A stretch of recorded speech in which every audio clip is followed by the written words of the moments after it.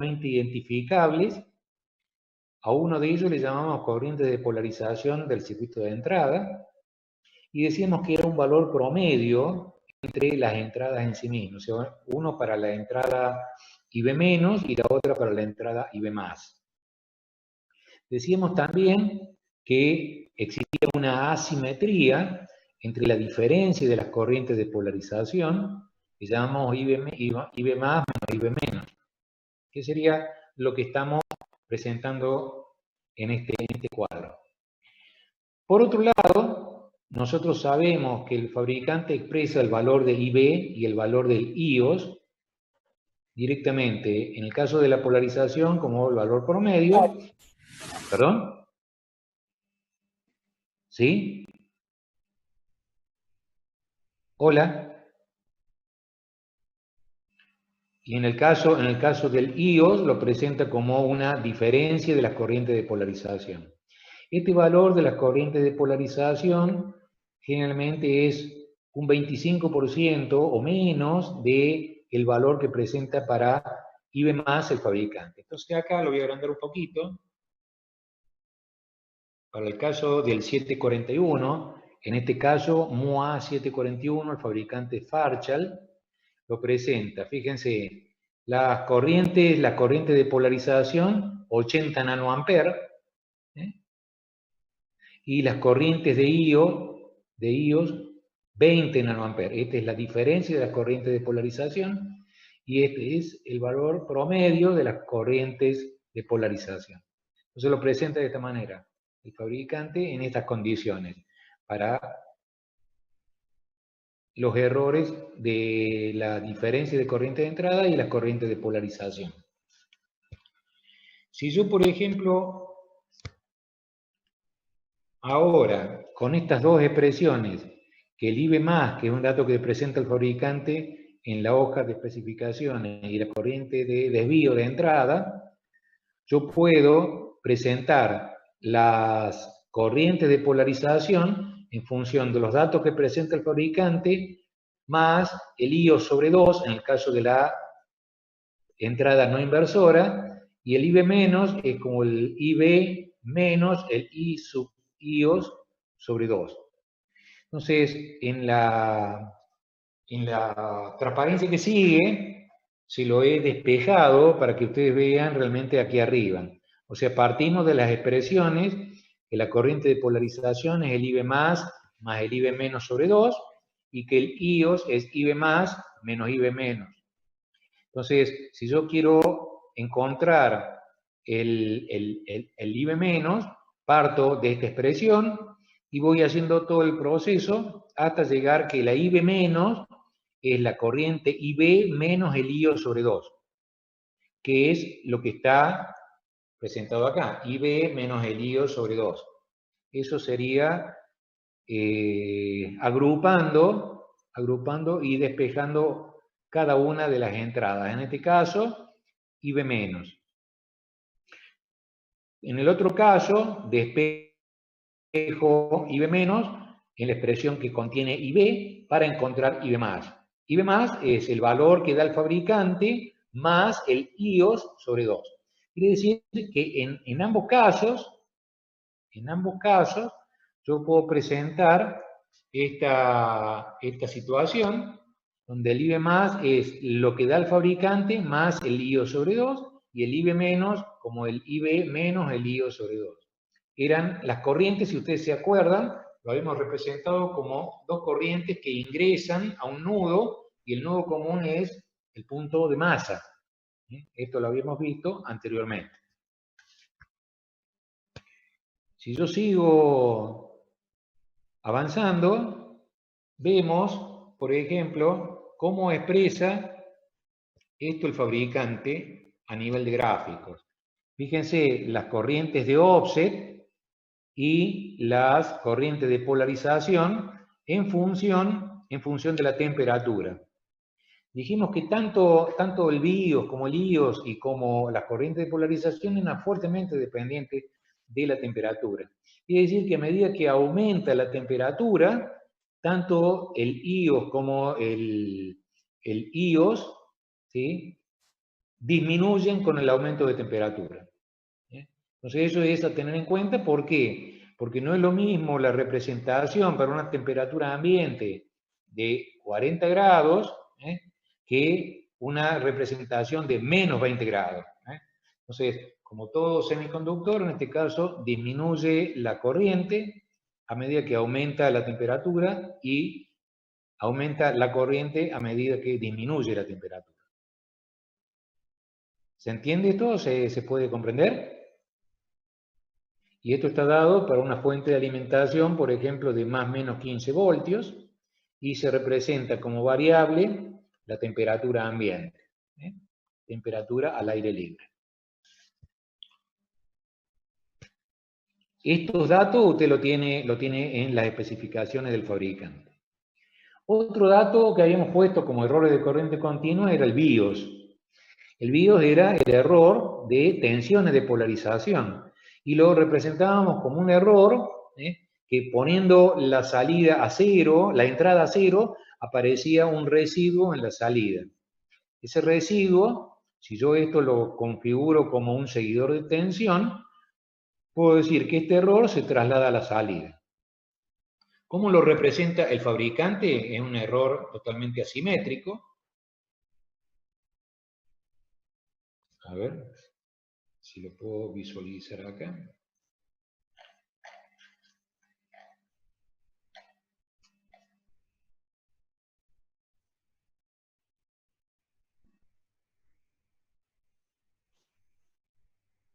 En este caso de 2 milivoltios. Para el 741, 2 milivoltios es la tensión de offset o tensión de residuo cuando las entradas están en cero. Entonces, ya lo estamos expresando y a partir de ahí podemos trabajar sobre otras cuestiones. Quiere decir que si yo represento la corriente de polarización como entrantes y la tensión de BIOS como un error que aparece en la entrada y se refleja en la salida, estos valores, ¿se acuerdan? Los valores de corriente de polarización era variable con la característica de los transistores. No es lo mismo los errores de corriente de polarización para transistores bipolares, para JFET, para MOSFET, para Big MOS o cualquier otro tipo de transistor que pongamos en la entrada. Y lo mismo con las tensiones de offset. Entonces dice, por ejemplo, si los terminales de entrada de un amplificador operacionales son los terminales de base de un transistor bipolar, IB es positiva. Por el contrario, si son transistores bipolares PNP, IB será negativo. O sea, eso es con respecto a los errores. Habla de IB. IB, corriente de polarización, que es un valor promedio, que es lo que aparece en los datos que da el fabricante. A ver, ¿qué otra cosita podemos ver acá?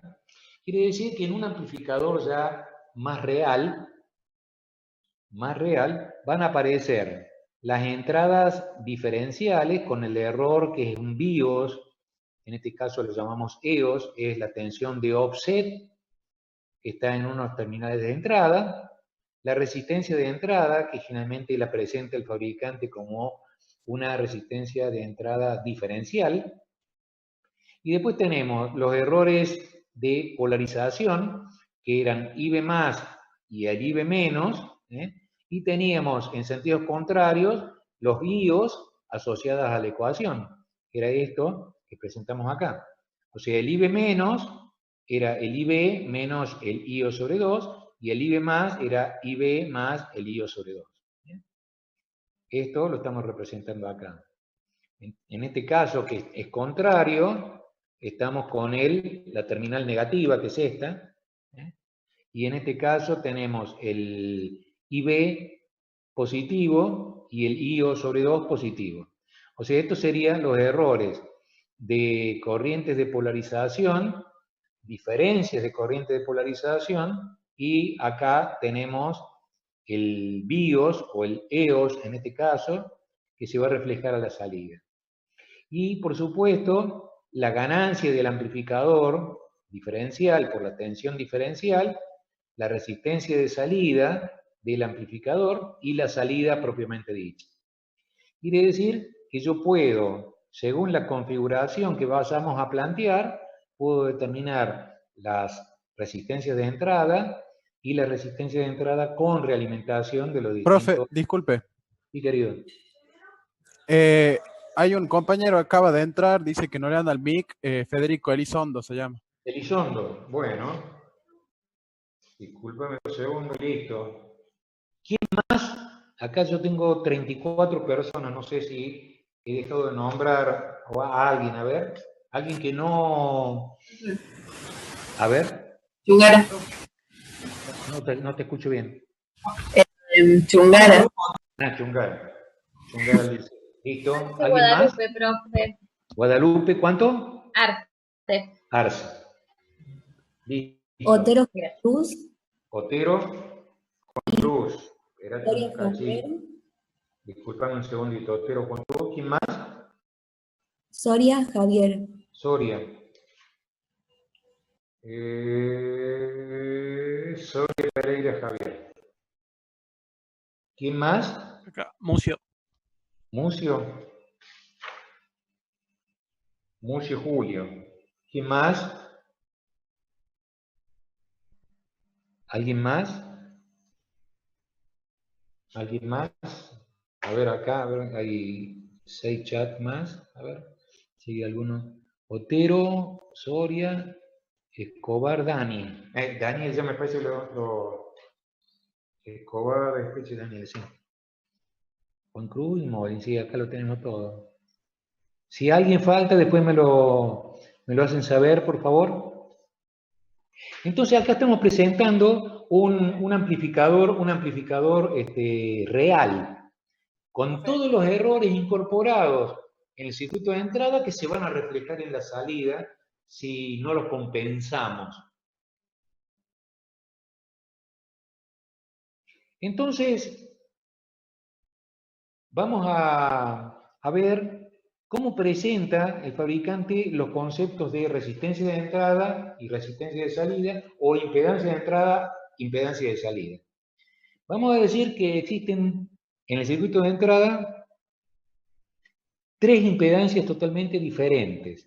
Una es la impedancia diferencial que aparece en los bornes diferenciales, esto que ustedes ven acá, como una impedancia diferencial, lo que nosotros pusimos acá como una resistencia de entrada, el fabricante normalmente expresa la resistencia de entrada como la resistencia diferencial del amplificador, sin realimentación.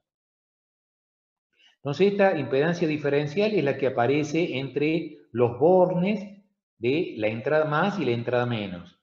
Y entre los terminales con respecto a masa aparece lo que se denomina resistencia en modo común o impedancia en modo común. Quiere decir que un observador ya directamente puede observar estas entradas y deducir las impedancias de modo común e impedancia diferencial. Como dice acá, lo ideal de un amplificador es que la impedancia diferencial sea un circuito abierto, es decir, una impedancia infinita. Entonces se puede considerar 2 impedancias distintas, la impedancia en modo común y la impedancia diferencial. Normalmente la impedancia diferencial es la más importante a los efectos prácticos, pero la impedancia de modo común se puede incorporar al análisis. ¿Se ve hasta acá? ¿Está claro? Chicos, ¿se ve? Sí, profe. Bueno. Sí, profe, sí se ve. Hay otro modelo también que usa solamente la impedancia diferencial, ¿puede ser? Sí, sí, usa la impedancia diferencial como dato. Van a ver ustedes en el 740, ¿qué impedancia de entrada cree que tiene los amplificadores operacionales en general? Sin realimentación, sin realimentación. Alta. Así. Sí, está bien. ¿Qué es alta para vos? Mega, 2 megas. 2 megas. En este caso 2 megas. Pero puede ser más, puede ser menos, dependerá del amplificador. Esa es la impedancia de entrada o resistencia de entrada que ve un observador sin realimentación. Así como está. Así como está, un observador que se pare acá, y mire para el interior, lo que va a ver es la impedancia diferencial. ¿Cómo lo traduce el fabricante? Como impedancia de entrada o resistencia de entrada. En el caso de la salida pasa lo mismo. Si un observador se posiciona acá, lo que ve es la resistencia del amplificador, que sería el R0, es la impedancia de salida del amplificador. Quiere decir, la ganancia diferencial por la tensión diferencial es lo que aparece como ganancia desde una entrada. Como esto era un equivalente de Thevenin en el circuito de entrada y esto es un equivalente de Thevenin en el circuito de salida, si fuera ideal, esto sería un circuito abierto, impedancia infinita, y este R0 sería 0. Como este es un amplificador real, aparece una resistencia diferencial o resistencia de entrada y una resistencia de salida. En este caso, una resistencia que varía según los amplificadores entre 50 y 500 ohms. Para el 741, 75 ohms es el valor de R0. ¿Qué es R0? Es la resistencia de salida vista desde los bornes a circuito abierto, ¿sí? Sin realimentación. ¿Se entiende eso? ¿Está claro? Sí, profe. Bien. Otro dato que habíamos manejado era justamente la característica que tienen los dispositivos sin realimentación de colocar una entrada en función de la ganancia del lazo abierto y hacer que la salida se sature. En realidad no se satura el valor de la alimentación, sino que se satura un par de voltios menos, para arriba y para abajo. En el caso del 741, puede tener alimentaciones variables, de acuerdo al tipo o la letra que lo corresponda. En este caso, por ejemplo, si yo tengo una alimentación de más o menos 15 voltios, la saturación será más o menos 13 voltios. Ese entre 1 y 2 voltios es el margen en el cual el dispositivo se satura. ¿Cómo sabemos que se satura? Y directamente si yo divido 13 voltios más o menos 13 en 200.000 veces, que es lo que amplifica el lazo abierto, tengo que las entradas son del orden de más o menos 65 microvoltios. Quiere decir que yo toco una de las patitas con el dedo, genero aproximadamente esa señal de ruido y automáticamente el dispositivo pasa a más o menos 13 voltios. O sea que es tremendamente sensible la entrada debido a la ganancia del lazo abierto del dispositivo. Dicho esto, avanzamos. Características de transferencia. Una vez que completemos el tiempo, volvemos a ingresar nuevamente. La característica de transferencia habla de la ganancia del lazo abierto.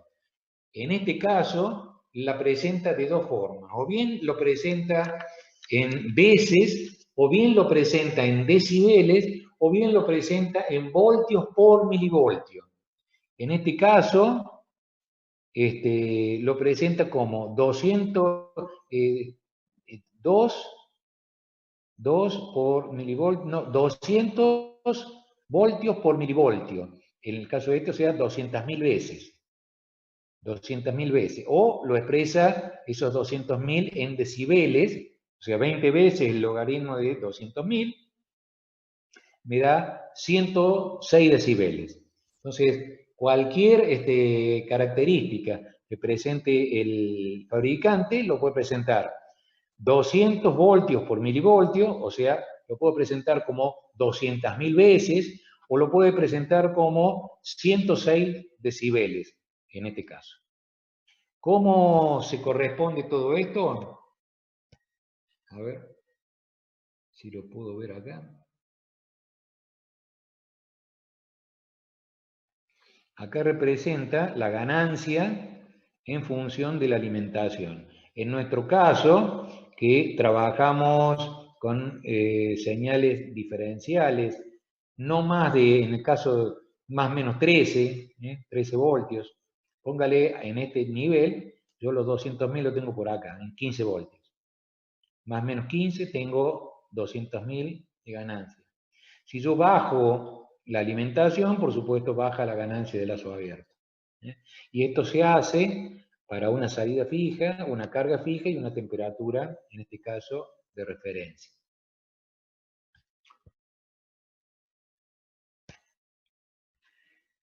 Otro de los factores que realmente resulta muy importante, puesto que una de las 3 etapas que contiene un amplificador operacional es la etapa diferencial.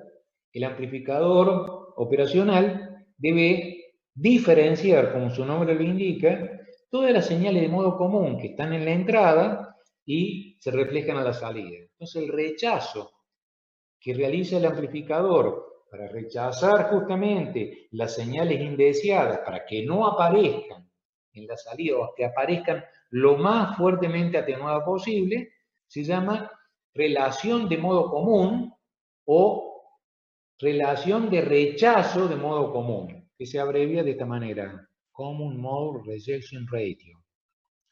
Para el 741, la relación de rechazo de modo común, ¿sí? En este caso, 90 decibeles. ¿Para qué condición? Más o menos 15 voltios, 10K y 25 grados centígrados. ¿Hasta acá se ve bien? ¿Se entiende? Sí, profe. Sí, profe. Gracias. Sí, profe, ¿se entiende? Ay, ¿sí? ¿Podría poner el PowerPoint en pantalla completa? La pantalla completa, a ver. Ahora. Ahí está. ¿Ahí se ve mejor? Sí, perfecto. Sí. ¿Sí? Bien. Quiere decir que la relación de rechazo en modo común, todos los amplificadores tienen una fuerte atenuación del ruido frente a la señal diferencial. O si lo decimos al revés, la señal diferencial está enfatizada con respecto al ruido, en este caso 90 decibeles. Si esto fuera un amplificador ideal, como en este caso, la salida sería la ganancia diferencial por la tensión diferencial. Es decir, que si se presenta una tensión de modo común que se suma a la entrada, en este caso, el amplificador, debido a la elevada ganancia y a la característica que se presenta tanto en la entrada positiva como negativa, se cancela. Yo a la salida tengo la ganancia diferencial por la tensión diferencial. Pero en el amplificador real, en realidad, aparece una componente de modo común, o sea, cuando esta componente de modo común está presente en la entrada, a la salida aparece lo que debería aparecer, que es la ganancia diferencial por la tensión diferencial, más una ganancia de modo común por la tensión de modo común. Entonces, lo que nosotros debemos hacer para minimizar esto es tratar de elegir el amplificador que tenga el mayor rechazo, la mayor relación de rechazo en modo común, para poder hacer que este término sea lo más chico posible o esté fuertemente atenuado con respecto a la ganancia diferencial. Fíjense qué pasaría si yo tengo un amplificador, por ejemplo, que amplifica las señales de electrocardiografía y el ruido es comparable con esas señales. ¿Qué pasaría para distinguirla? Sería bastante imposible. No distingo la señal del ruido. Entonces, una forma de discriminar en amplificadores que realmente son importantes, como trabajo con señales bajas, es discriminar la señal de la interferencia o el ruido o la perturbación que podemos disponer en la entrada. ¿Qué se hace para eso? Primero, se trabaja a modo diferencial y por otro lado, se elige un amplificador que tenga la mejor relación de rechazo en modo común. ¿Se puede entender hasta acá? Entonces, esa relación de rechazo de modo común generalmente se llama factor de rechazo. Quiere decir que yo puedo presentar las salidas,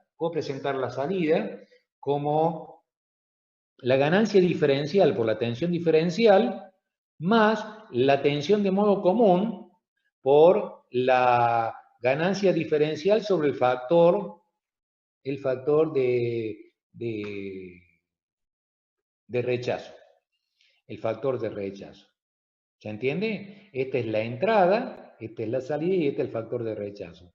Quiere decir que lo que estamos planteando acá, si la relación de rechazo en modo común o el factor de rechazo es la relación entre el diferencial y el modo común es la ganancia diferencial sobre el factor de rechazo. Entonces, yo puedo poner que la ganancia de modo común es la ganancia diferencial sobre el factor de rechazo por la tensión de modo común. Entonces, la tensión diferencial es la ganancia diferencial, factor de E sub D, que es la tensión diferencial, más la tensión de modo común sobre el factor de rechazo. Entonces, de esa manera, ¿qué debería suceder para idealizar esta ecuación? Que el factor de rechazo sea infinito. Si esto es infinito, esta relación es cero y la salida se transforma prácticamente en un amplificador ideal. Quiere decir que mientras más alto sea el factor de rechazo o relación de rechazo en modo común, mejor respuesta va a tener el modo diferencial sobre el modo común. ¿Me expliqué? ¿Chicos? Sí, profe. ¿Está claro? Quiere decir que nuestro amplificador ideal, ¿cómo sería el amplificador ideal? Y sería así. Es decir, las entradas diferenciales, el factor de rechazo es infinito y esto es cero, esto es un cortocircuito. Quiere decir que tengo las entradas diferenciales y tengo el amplificador ideal. Acá tengo la ganancia de modo diferencial por la tensión diferencial. Pero ¿qué pasa? Como esto es un interferente, aparece como un error debido a los valores de rechazo. Y aparece como un error que se va a manifestar en la entrada, ya como un amplificador real. El amplificador real tiene ese error, que es el modo común sobre el factor de rechazo, que va a aparecer a la salida, sumada a la tensión diferencial por la ganancia diferencial. ¿Se puede entender lo que estamos planteando? ¿Sí? Sí, sí. Perfecto. Continuamos. Es decir, que si la tensión de modo común que tengo acá, la tensión de modo común es, por ejemplo, esta tensión sobre 2, por dar un ejemplo, ¿sí? La relación esta será B sobre 2 dividido el factor de rechazo. Eso es lo que se manifestaría en la entrada y se sumaría la ganancia de modo común. La tensión de salida de modo común será la tensión de la entrada. Y hemos hecho ese error para que se manifieste en la salida. Lo dejo Delgado Kevin. Delgado Kevin. ¿Quién más? ¿Quién más puede faltar? ¿Alguien que no haya nombrado? Dufau, profe. Dufau. Bueno. Yo te escribí la vez pasada. Te contesté, ¿no es cierto? Sí, sí. Ah, perfecto. Mira, Martín. Bien, mira. Mira, Martín. Bien. ¿Alguien más? Bueno, cualquier cosita me lo hacen saber. Otro elemento que van a encontrar ustedes en las especificaciones, es lo que se llama factor de rechazo a la fuente de alimentación. ¿Qué significa esto? Habrá que preguntarle al fabricante. Es cómo incide la variación de la tensión de offset si yo varío la alimentación del operacional.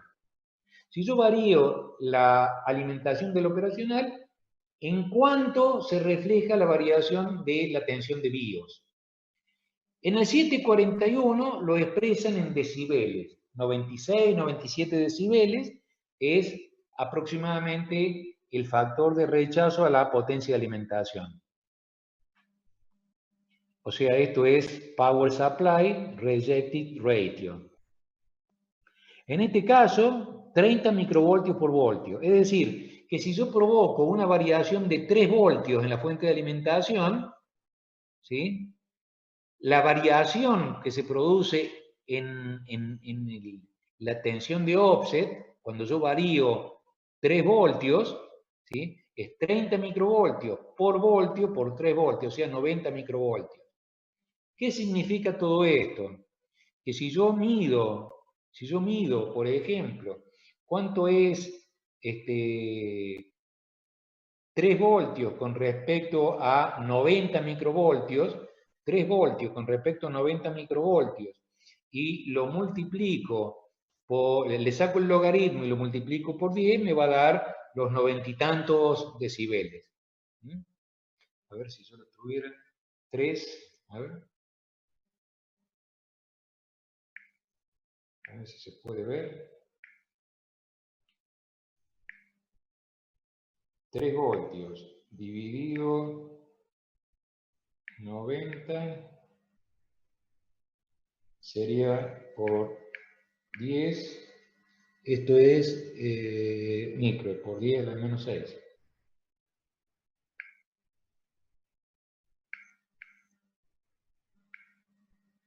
A ver.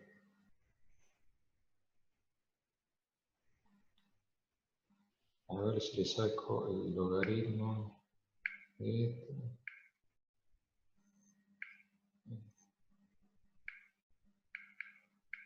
No. Nos tiene que dar 97 decibeles. Fíjense, 90, o sea que yo varié 2 voltios. 2 voltios me provocó 90 microvoltios de variación del BIOS. ¿Cuánto varía la tensión de offset? Y 2 milivoltios. 90 microvoltios con respecto a 2 milivoltios no es tan significativo. Entonces lo que dice acá, a ver,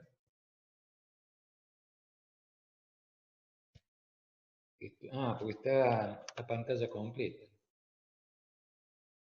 A ver, ¿qué pasó? Dice que para un valor típico del EOS de 2 milivoltios resulta despreciable la variación cuando yo varié 2 voltios o 3 voltios la tensión de alimentación. Entonces, el concepto es modelar la influencia de una modificación en los puntos de operación de los transistores que afectan, por lo tanto, a la salida. La idea es modelar esta influencia como una modificación del EOS o del BIOS, que nosotros llamamos la tensión de offset. ¿Se entiende hasta acá? ¿Alguna dificultad? No, profe. Bien. Cuando hablamos de ancho de banda, habíamos hecho la relación que hay entre la ganancia del lazo abierto con respecto a la frecuencia. Y observábamos, por ejemplo, que yo podía medir el ancho de banda, cuando, por ejemplo, la ganancia de lazo abierto cae 3 decibeles, fíjense, esto es 106. Cuando estoy más o menos en 103, yo tengo esta frecuencia. Con respecto a la máxima menos la mínima me da el ancho de banda de respuesta. Y dijimos que el ancho de banda de respuesta tiene alguna relación con el tiempo de crecimiento de la señal. Entonces decíamos, la ganancia en lazo abierto disminuye 3 decibeles respecto de su valor máximo. Ahí tomamos la frecuencia mínima. Y el producto ganancia ancho de banda, o sea, este punto de acá, lo llamamos o bien frecuencia de transición o la frecuencia en la cual la ganancia es unitaria. ¿Se acuerdan? Y decíamos que el producto ganancia ancho de banda era 1 MHz aproximadamente. En este punto era de 1 MHz. Esto es lo que está escrito acá. La frecuencia a la cual la ganancia de lazo abierto del amplificador operacional se reduce a la unidad. O sea, si yo aumento la frecuencia y empieza a caer la ganancia hasta un punto, ese punto es la frecuencia de transición, o en el cual podemos definir la frecuencia de transición, aquella en la cual la ganancia del sistema de lazo abierto es unitaria. O, dicho sea de paso, es 0 decibel. ¿Se entiende eso? ¿Se puede entender? ¿Cómo lo ven? Bien. Como en el interior de los bloques, habíamos dicho que había 3 bloques, uno era la etapa diferencial, había una etapa intermedia, que era un desplazador de nivel, y se generaba en esa etapa intermedia un polo dominante que trabajaba sobre un parámetro que era la velocidad de respuesta. Y en alterna tenemos la carga de un capacitor a través de una constante de tiempo, donde definimos el tiempo de crecimiento como el tiempo que tarda la salida en alcanzar entre el 10% y el 90% de su valor sí final. Esa es la característica. Cuando yo analizo esto y veo cuál es la salida cuando la entrada está en el 10%, y cuál es la salida cuando está en el 90%, observo lo siguiente. Cuando está en el 10%, yo tengo que esto vale aproximadamente 0,1 de R por C. El 10% de R por C. Y cuando está en el 90%, vale 2,3 R por C. Si yo veo que la diferencia entre el tiempo T sub 2 y el tiempo T sub 1, yo lo llamo tiempo de crecimiento, esa diferencia vale 2,2 R por C. Como todos los circuitos que trabajan en el tiempo y el inverso del tiempo en una frecuencia, todos los circuitos RC tienen una frecuencia de corte o de trabajo, y está dado por 1 sobre 2pi R por C. Quiere decir que 1 sobre 2pi R por C es la frecuencia de corte de un circuito en particular. Si yo despejo RC de esa ecuación, me queda 2,2 sobre 6,28 dividido F2, que es la frecuencia de corte. 2,2 dividido 6,28 es 0,35. Entonces, si ustedes recuerdan que el ancho de banda era 0,35 sobre el tiempo de crecimiento. O sea, si esta frecuencia, que era la frecuencia que veíamos como tiempo de crecimiento o de subida, que prácticamente es el ancho de banda, el ancho de banda F2 va a ser 0,35 sobre el tiempo de crecimiento. Que eso es lo que nosotros veíamos al principio.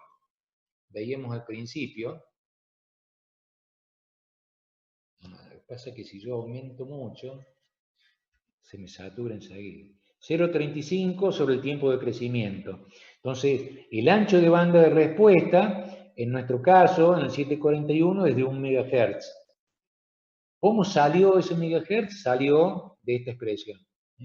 De analizar el tiempo de crecimiento cuando le aplicamos una discontinuidad en el tiempo t sub 0, a un valor unitario, y observamos qué pasa entre el 10% y el 90% de su valor sí final. El ancho de banda de respuesta, 0,35 sobre el tiempo de crecimiento. ¿Se entiende lo que estamos planteando? Bien. A ver si tengo algo acá. No. Otro de los parámetros, pero esto ya en corriente alterna, era lo que nosotros llamamos con qué velocidad la salida va a seguir a la entrada. Y esa característica del amplificador operacional la llamamos slew rate. Entonces, la variación de la tensión de salida con respecto al tiempo, expresada en voltios por microsegundo. Por supuesto que mientras mayor sea este número, más rápido sigue la salida a la entrada. Entonces, si los amplificadores operacionales son para propósitos generales, el seguimiento va a ser con un valor 0,5, 1 o 5 voltios por microsegundo. Pero si son con otros propósitos, que son ya más para conmutación, a lo mejor eso vale 10, 50 o 100 o 1000 voltios por microsegundo. Quiere decir que usted, con un amplificador operacional con esas características, no alcanza a poner la entrada que ya salió. Entonces, si yo quiero trabajar en conmutación, voy a tratar de elegir este parámetro lo más grande posible. Entonces, en nuestro caso, el 741, a ver si lo puedo achicar acá. Esto es 0,5 voltios por microsegundo. ¿Qué significa ese parámetro? Que si yo pongo en la entrada, una variación de 10 voltios, por ejemplo, una variación de 10 voltios, ¿qué va a pasar? ¿En qué tiempo se va a producir la salida? ¿En qué tiempo se va a producir la salida? Si yo pongo 10 voltios de variación en la entrada, si yo tengo 0,5 voltios por microsegundo, 5 voltios lo va a hacer en 10 microsegundos, 10 voltios lo va a hacer en 20 microsegundos. Quiere decir que va a tardar 20 microsegundos en establecer la variación de entrada que le propuse. ¿Se entiende el concepto? ¿Chicos? Gracias. El otro tema es el tiempo de crecimiento. El tiempo de crecimiento o rest time. En este caso particular, el tiempo de crecimiento debido a las constantes de tiempo del circuito del 741 en ir en el 10%, el 90%, es de 0,3 microsegundos. Quiere decir que 0,35 sobre 0,3 me da aproximadamente 1 megahertz, que es el ancho de banda de respuesta para ganancia unitaria. Entonces, todos los parámetros ustedes lo tienen presentados en las especificaciones. Y el otro punto a tener en cuenta es las corrientes, a ver si lo puedo ver, las corrientes de cortocircuito. A ver cómo puedo hacer para minimizar esto. Ahí está. La corriente de cortocircuito, en este caso 25 mA. La corriente de cortocircuito del amplificador, ya sea con la carga puesta a masa o a la alimentación, yo tengo que la máxima corriente que va a circular por el dispositivo son 25 mA. Es la máxima corriente que puede circular por el mismo. Quiere decir que si yo quiero trabajar con más corriente que ese valor, tendré que implementar algo para que la diferencia de corriente circule por otro lado. Esa es la máxima corriente que puede circular. Por eso se llama IOS. Pero IOS es la corriente de salida en short circuit, en cortocircuito. Ya hemos analizado todos los parámetros. Quiere decir que nos estamos familiarizando con la lectura de los manuales del fabricante. Y eso es importante a la hora de elegir esos amplificadores operacionales. ¿Qué podemos hacer con los amplificadores operacionales? Configurarlos de alguna manera. Las configuraciones que tienen los amplificadores operacionales reciben el nombre en función de dónde ingrese la señal de entrada. Si esto es un amplificador y operacional, va a permitir hacer operaciones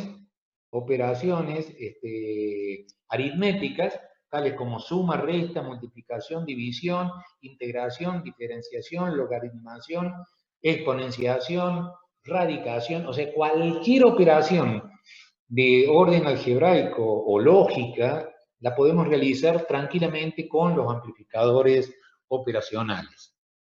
Entonces, para yo tener características diferentes en la salida, tengo que reducir la ganancia de lazo abierto y realimentar el circuito operacional a través de una red de realimentación, como se veía en la unidad temática número 1. Entonces, en este caso, tenemos una muestra de tensión en paralelo con la entrada. Acá la mezcla es en paralelo, ¿eh? Por lo tanto, ¿qué va a pasar con la resistencia de entrada con realimentación, la resistencia de salida con realimentación y las ganancias correspondientes? ¿Qué impedancia de entrada tiene un amplificador ideal? ¿Qué impedancia de entrada tiene un amplificador ideal? Infinita. ¿Qué impedancia de salida tiene un amplificador ideal? 0. Entonces, si yo digo que la entrada B sub I la instalo a través de una resistencia RI y una de realimentación RF a la entrada inversora, yo tengo una tensión B menos en la entrada inversora y una tensión B más en la entrada no inversora. Si la impedancia de entrada es infinita, o en nuestro caso, sin realimentar, era 2 megohmios, cuando yo realimento, lo que voy a tener es, al estar en paralelo, yo voy a modificar la impedancia con realimentación. Entonces, si esto es muy grande, pero muy grande lo que hay entre B menos y B más, ¿qué significa? Que este potencial y este potencial son exactamente iguales. Si esto es tremendamente grande, no hay circulación de corriente por la entrada. ¿Me siguen? Por eso decimos que la impedancia ideal es infinita. Si esto es un circuito abierto, esta corriente, que es un nudo, debería ser la corriente I menos y la corriente I sub F, por Kirchhoff. Si esta corriente que circula por la entrada es 0, porque tienen los mismos potenciales, este potencial y este potencial es el mismo. La diferencia de potencial es 0, la corriente es 0. Entonces, decimos que esta corriente y esta corriente son iguales. ¿Por qué? Porque esta corriente no consume la entrada. Si este potencial y este potencial es el mismo, este punto se llama masa virtual. Este punto se llama masa virtual o punto de suma. Si este punto es un punto de suma, que se corresponde con este potencial porque la impedancia es infinita, yo digo, ¿cuánto vale I sub I? Vale B sub I con respecto a masa dividido RI. ¿Está bien? La corriente de entrada vale B sub I sobre RI. ¿Cuánto vale la corriente I sub F? Vale 0 menos B sub 0 sobre RF. O sea, menos B sub 0 sobre RF, que es lo que planteamos acá. ¿Cuánto vale I sub I? Bueno, vale B sub I sobre RI. Por lo tanto, si son iguales, hago que B sub 0 valga menos RF sobre RI, es la ganancia de tensión de lazo cerrado. La ganancia de tensión de lazo cerrado aparece un signo menos porque está en la entrada inversora. Cuando yo pongo una tensión positiva, va a salir negativa. Cuando pongo una tensión negativa, va a salir positiva. O sea, invierte la entrada y la ganancia de lazo cerrado ya no son los 200.000 que teníamos antes, sino que voy a tener la relación RF a RI. ¿Me siguen hasta acá? Entonces, en una configuración inversora, la ganancia de lazo cerrado vale menos RF sobre RI. ¿Cómo lo ven? ¿Se puede entender? ¿Algo que acotar? Sí. ¿Se entendió? Sí, se entiende, profe. Perfecto. ¿Qué impedancia de entrada verá un observador parado acá? Yo me paro acá, ¿qué veo entre la entrada y masa? ¿Qué veo ahí entre la entrada y masa? Si yo, observador, me paro donde está la fuente de señal, me paro acá, ¿qué veo con respecto a masa? RI. Quiere decir que la impedancia de entrada en una configuración inversora, lo regula RI. Si RI vale un K, la impedancia de entrada que ve un observador va a ser un K. Si pongo 10K, eso será 10K. Si pongo 100K, será 100K. Quiere decir que yo puedo fijar la impedancia de entrada de ese circuito con solo colocar la resistencia de entrada que quiero, cuyo valor sea coincidente con la impedancia de entrada. ¿Se entendió eso? ¿Sí? Sí. Sí, profe. Bárbaro. Entonces planteamos de nuevo y vemos esto. La ganancia de tensión menos RF sobre RI y la impedancia de entrada, que es B sub I sobre I sub I, es RI. No tengo otra cosa. ¿No? Quiere decir que la puedo modificar a gusto. Esta entrada, al entrar la alimentación en una entrada no inversora, la configuración será una configuración no inversora. Quiere decir que si pongo positivo, va a salir positivo, si pongo negativo, va a salir negativo, y va a tener una ganancia distinta al amplificador inversor. Entonces, si yo digo, ¿qué impedancia de entrada va a haber el observador con respecto a masa? ¿Qué va a ver el observador acá con respecto a masa? RI. Infinito. No hay, claro, porque no hay circulación de corriente. O sea, la corriente que circula por acá, que es coincidente con I sub I, es cero, porque la diferencia de potencial es la misma. Si es cero, la relación entre la tensión y esa corriente que es cero es infinito. Quiere decir que una configuración inversora, no inversora, tiene en sí mismo una impedancia de entrada infinito. Infinito.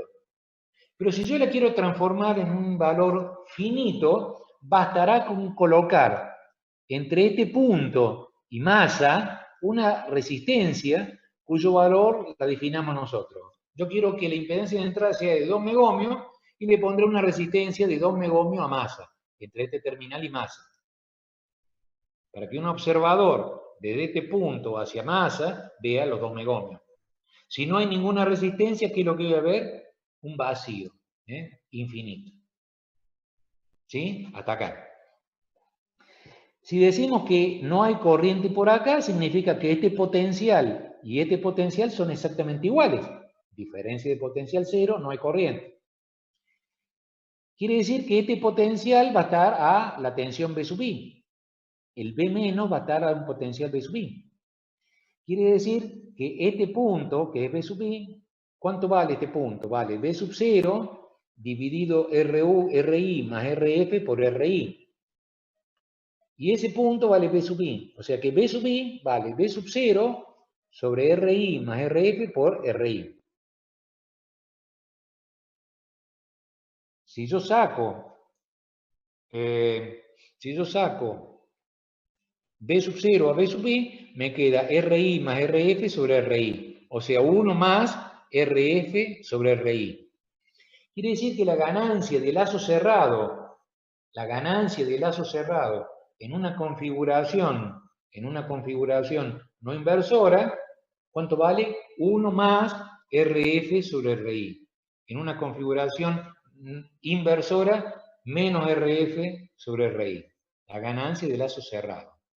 Quiere decir que, ¿cuánto vale beta acá? La red beta.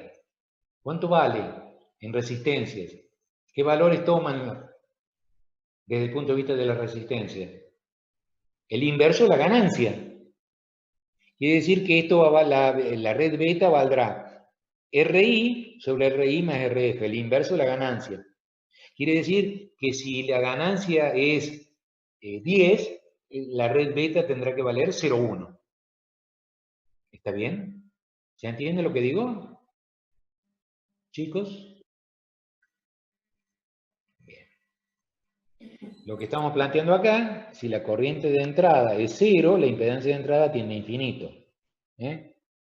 Por supuesto, disponiendo de un resistor finito desde la entrada no inversora a tierra, es decir, es como si fijáramos una impedancia en modo común, entre un terminal y masa.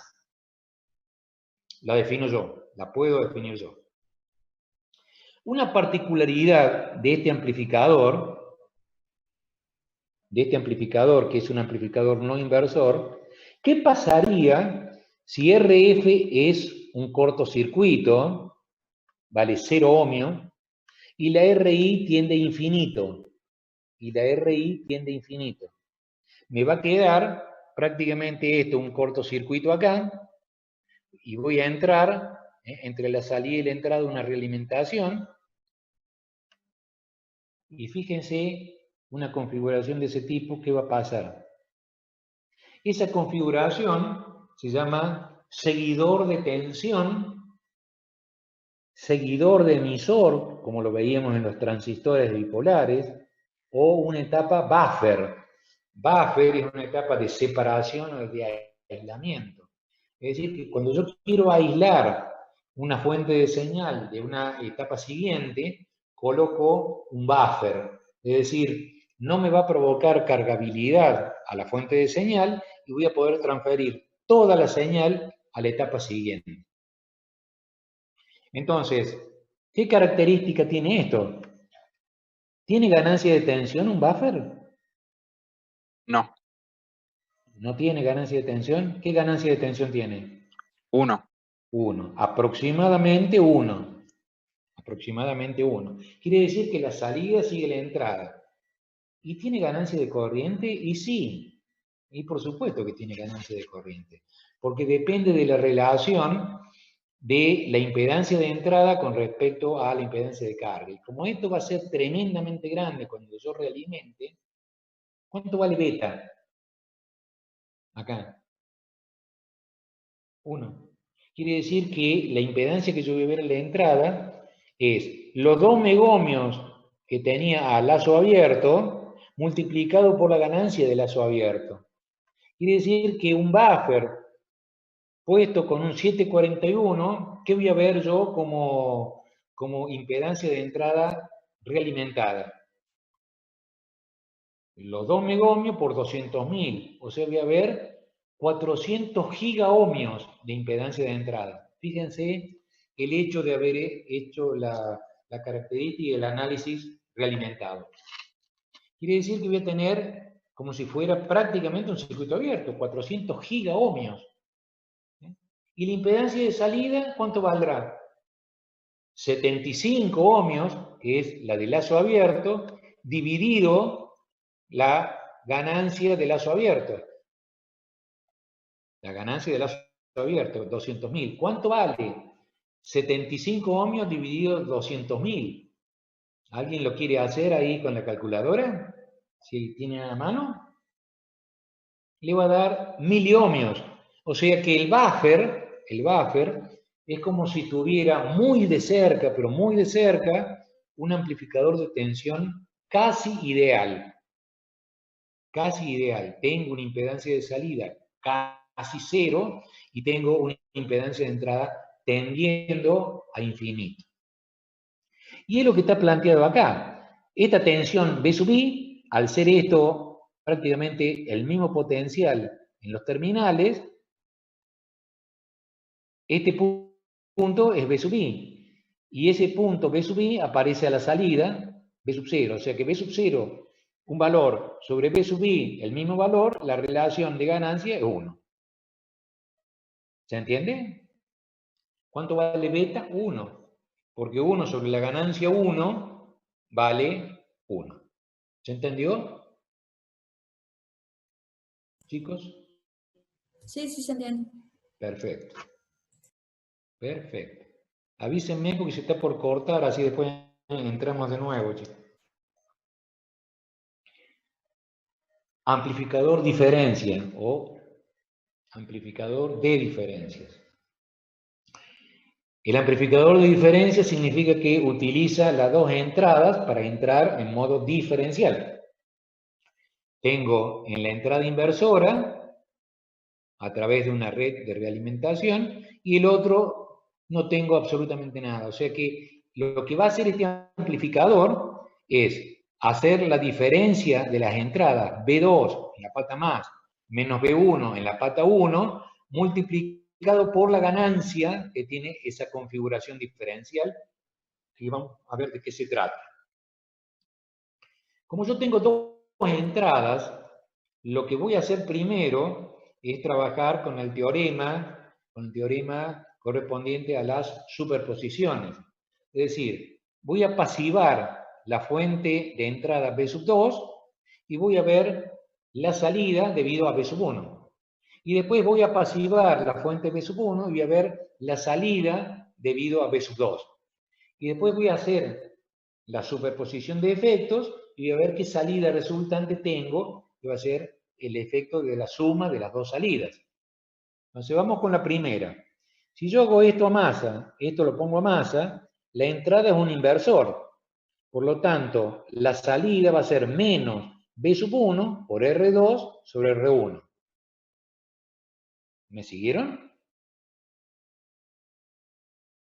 Por ahí puedo escuchar.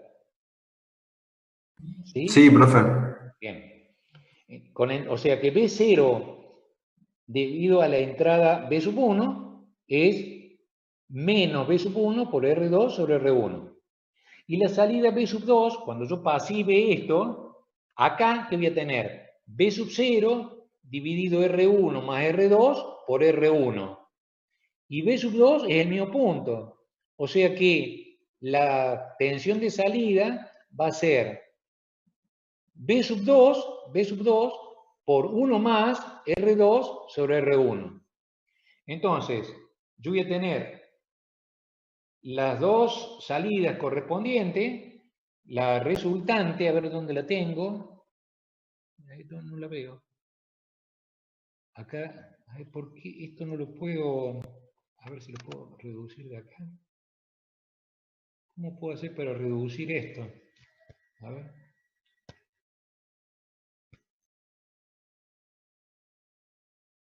No puedo reducir más que esto.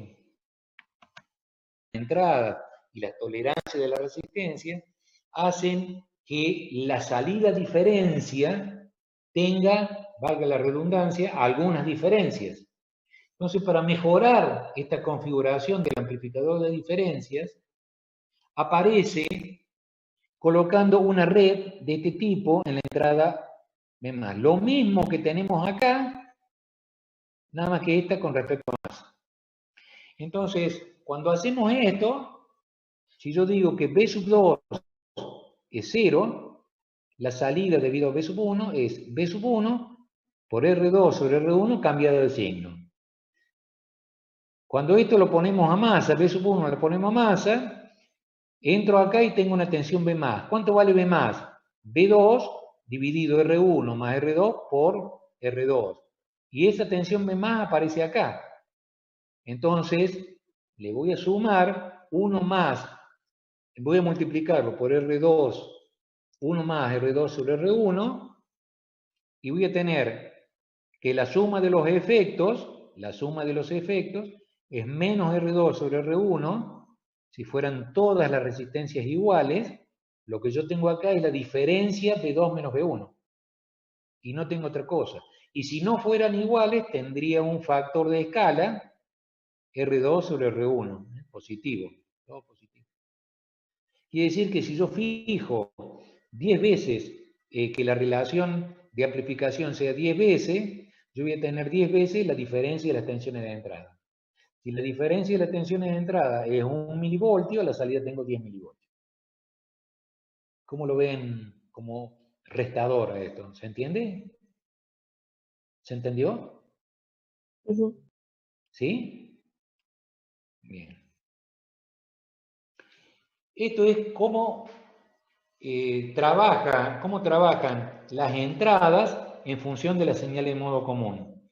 La entrada B sub 1 vale la tensión, acuérdense que la tensión diferencial es la diferencia E2 menos E1.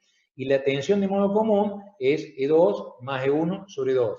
Si yo vinculo esas dos ecuaciones y las pongo en función de B sub 1 y B sub 2, me queda que la tensión B sub 1, que es la entrada inversora, es la de modo común menos la diferencial sobre 2. Y B2, que es la no inversora, es la de modo común más diferencial sobre 2. El mismo caso que hicimos con los IOS, ¿se acuerdan? Quiere decir que si yo reemplazo la salida por R2, R1, B2 menos B1 en la ecuación anterior por la equivalencia resultante, me queda prácticamente que la tensión B sub 0 es, a ver si lo puedo observar acá,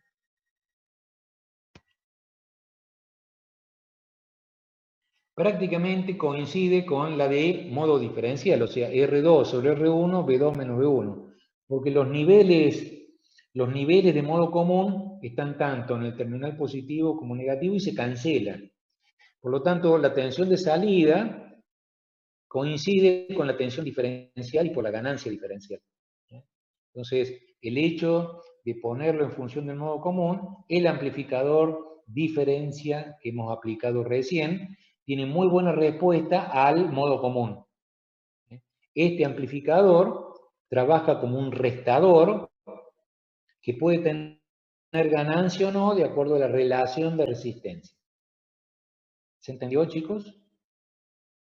Es muy simple esto. Esto es como la tabla del 1, ¿eh? ¿Cómo lo ven? ¿Cómo lo ven hasta acá? Bien, se entiende, profe. ¿Se entiende bien? No empezaron a ver en la parte práctica operacionales, ¿no? ¿Algo de Hoy operacionales? al final di un poco una introducción. Calculo que la semana que viene ya arrancamos. Bien, pero todo esto les va a servir seguramente para poder trabajar un poquito mejor. De todas formas, toda esta información ustedes la tienen en la unidad temática número 2, puesta como así, como PowerPoint, así que lo tienen, porque aplica la ley de Kirchhoff, es decir, que las corrientes entrantes es igual a la corriente que sale. La corriente que circula, digamos, por la entrada no existe, porque cero quiere decir que este potencial y este potencial son los mismos, por lo tanto este punto de masa. Entonces, todas las corrientes que ingresan es igual a la corriente que sale. Entonces, para cada corriente es una relación de la tensión de entrada con R1, la tensión B2 con R2, la tensión B3 con R3, y esa suma de corrientes tiene que ser menos I sub F por RF, o menos B sub 0 sobre RF. Si yo despejo B sub 0, me va a quedar que la tensión de salida es menos B sub 1 RF sobre R1 más B sub 2 RF sobre R2 más B sub 3 RF sobre R3.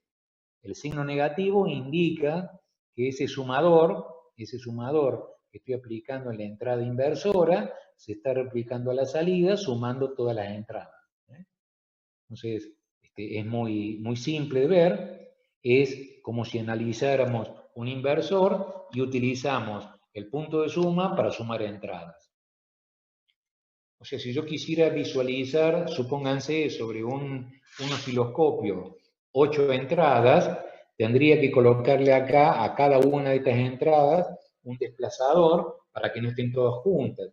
Entonces, observar 8 entradas multiplexadas, ¿sí?, en el tiempo, yo podría colocar un desplazador de continua para cada uno de ellos y tener en la pantalla todas las señales para observarlas, que pueden ser iguales o no, en el sumador. ¿Se entiende? Este es un sumador, pero en vez de ser inversor, como teníamos en el primer caso, se llama un sumador algebraico de características ponderadas. Es decir, yo puedo ponderar la entrada que quiero, puedo tener más entradas en un sector para ver la dependencia que hay entre la salida y la entrada o entradas ponderadas.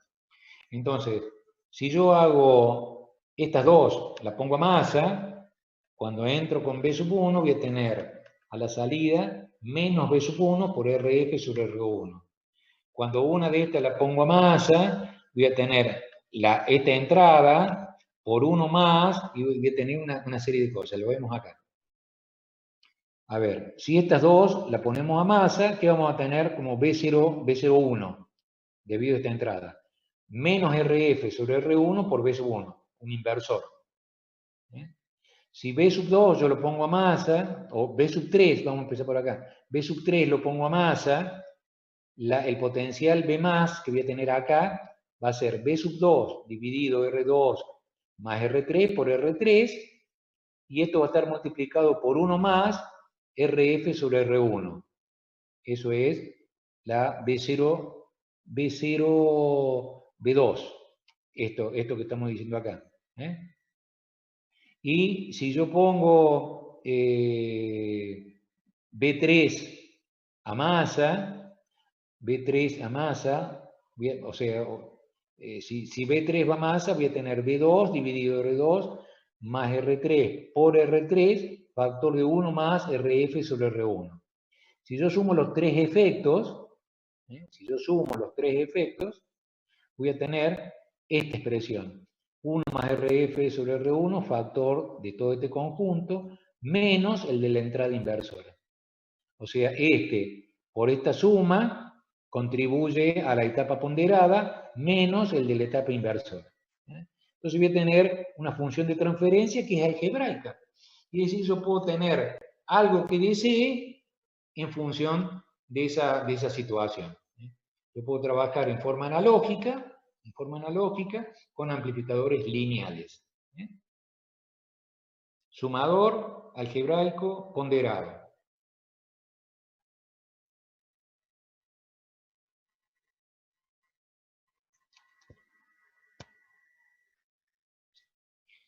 Este es muy fácil para que ustedes lo resuelvan. Son 2 minutos. O sea que si todo este conjunto no estuviera dispuesto, yo tendría a la salida B01, que tendría menos B1 por RA sobre R1, que sería esta entrada.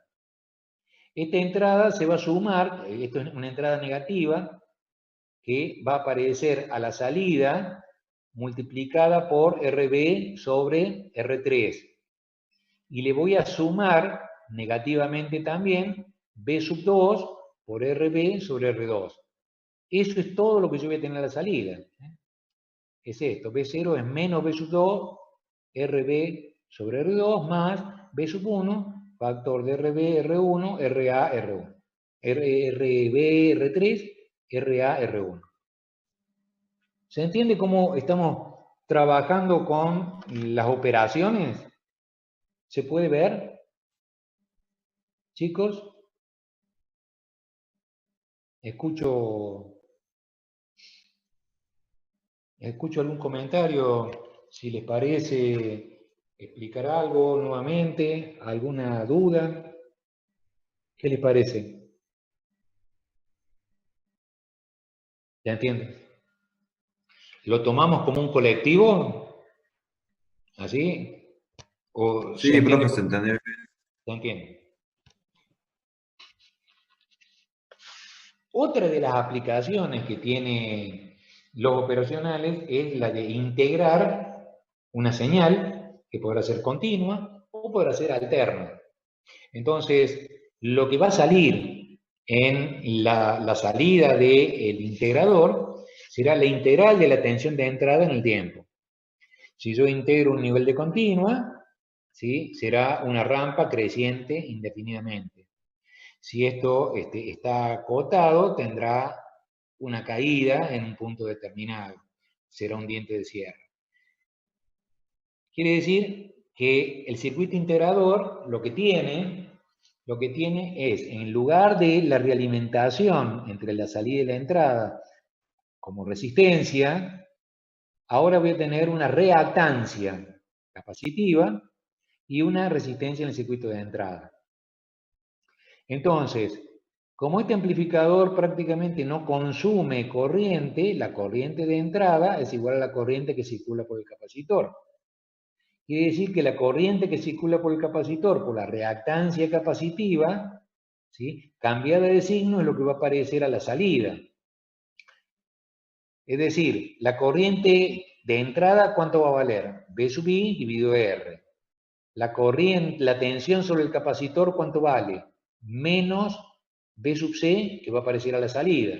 ¿Bien? Es esto que tenemos presente acá. En el tiempo, si aplico señales en el tiempo, voy a tener corrientes en el tiempo. Quiere decir que la corriente I sub I en el tiempo será B sub I en el tiempo dividido R. Y B sub 0 en el tiempo es menos B sub C en el tiempo. No hay mucha ciencia. Entonces, la corriente por un capacitor es C veces la derivada de tensión con respecto al tiempo. Y la tensión del capacitor es, si yo multiplico esto por el diferencial de tiempo y divido por C e integro todo eso, voy a tener que la tensión sobre un capacitor en el tiempo es 1 sobre C por la integral entre C y T de la corriente diferencial de T más algún residuo que pueda haber en el capacitor. Si el residuo es 2 voltios, tendré 2 voltios. Si no tengo nada, diré condiciones iniciales nulas. ¿Está claro hasta acá? Bien. Quiere decir que ahora, si yo relaciono estas funciones, I de t y B sub 0 de t, acá tengo una relación de corriente, BI a R, y esta es la integración, o sea, B sub I de t por R por C por el delta t más el residuo. Si yo aplico Laplace, esto lo pongo en función de la frecuencia, o la variable J omega, o S, gráficamente, y aplicamos Bode, tanto al módulo como a la fase, y lo ponemos en función de la frecuencia, al lazo abierto lo que tengo es lo que habíamos visto como características de respuesta en frecuencia. Y decíamos que teníamos una ganancia a baja frecuencia y a medida que aumentamos la frecuencia caía 20 decibeles por década. Entonces, la ganancia de lazo abierto, ¿sí?, a baja frecuencia para el circuito que estamos analizando en forma, el circuito anterior, es el integrador puro, o sea que a la frecuencia, cuando esto cae 3 decibeles, yo tengo la frecuencia en la cual va a empezar a integrar. Y la salida va a tender a 0, ¿en dónde? En 1 sobre 2pi R por C, que es, si esto es una pulsación, es J omega, cuando esto valga 1 sobre R por C, cambiado de signo, esto se va a cancelar. Y esa va a ser la frecuencia de corte correspondiente a el integrador puro. Quiere decir que yo tengo una integración donde la ganancia tiende a infinito, esto es muy grande. En baja frecuencia, en vez de integrar, tengo un circuito abierto, una locura. No me sirve. Y esto empieza a integrar un poquito de acá para abajo. Empieza a integrar. Desde este valor para abajo empieza a integrar. Y tiene como límite la frecuencia de corte, que es distinta a la frecuencia de transición de lazo abierto. ¿Se entendió un poquito?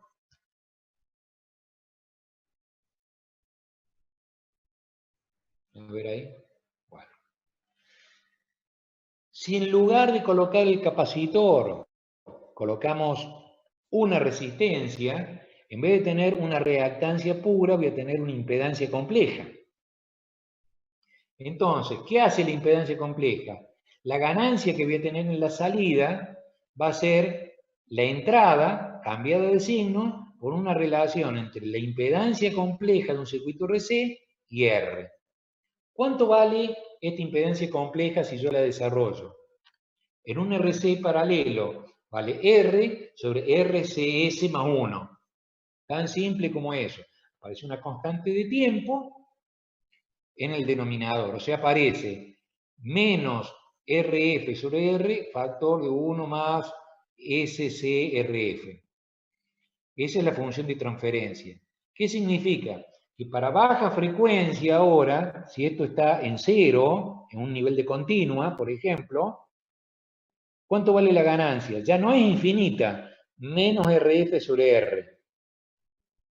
¿Se ve lo que estoy planteando ahí? ¿Cuál es la frecuencia del polo? Y bueno, vale 1 sobre 2pi RF por C. Esa es la frecuencia del polo. Entonces, B sub 0, fíjense lo que pasa ahora. Cuando estamos en baja frecuencia, por ejemplo en 0 o hasta la frecuencia de corte, la ganancia